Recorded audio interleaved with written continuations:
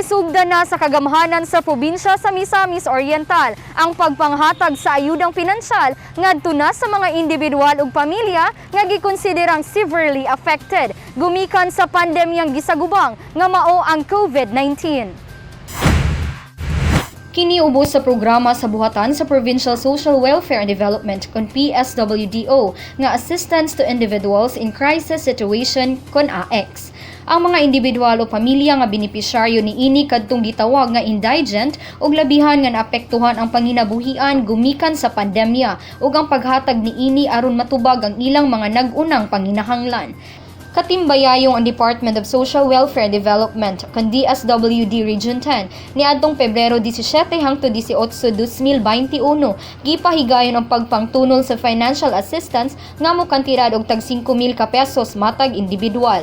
Adlang Martes, Pebrero 17, unang nang apod sa lungsod sa Naawan kung asa ana ang presensya ni sangguniang Panlalawigan Board Member Dexter Yasay kauban si Naawan Municipal Mayor Roa.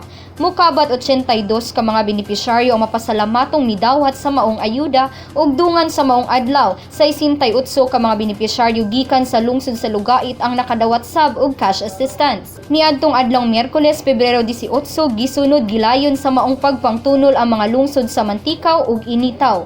Napuno sa kasadya ang 103 ka individual gikan sa Mantikaw ug 124 sa Initaw kauban ang presensya ni Initaw Mayor Honorable Enerito Gugoy Akain V tungod sa ayudang gitunol alang kanila. Kinasingkas nga gipaabot sa tanang benepisyaryo ang hilabihan nga pasalamat ngadto na sa Amahan sa Lalawigan Governor Bambi Imano sa makanunayon ni ining paghatag pagtagad ug sa walay pukan nga pagpangga kanila. Ila sab gipasalig ang ayuda gamiton sa inadlaw-adlaw nga panginahanglan hilabi na sa kasamtangan nga sitwasyon apektado ang ilang mga panginabuhian. Sa kinatibukan mokabat na sa 377 ka makatawhan sa Misamis Oriental gikan sa segundo distrito sa Lalawigan ang nakadawat og balor 1,885,000 pesos. Sa umaabot nga adlaw tunulan ang uban pang mga kalungsuran gikan sa unang distrito ug nahibiling lugar sakop sa segundo distrito.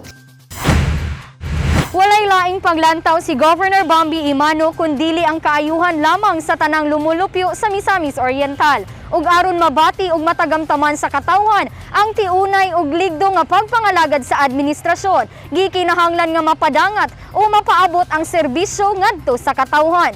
Kauban si Andy Pakamalan sa kamera, ako si Lambo Regian Maygay alang sa limpyo ug matarong nga panggobyerno padayon Pilipino.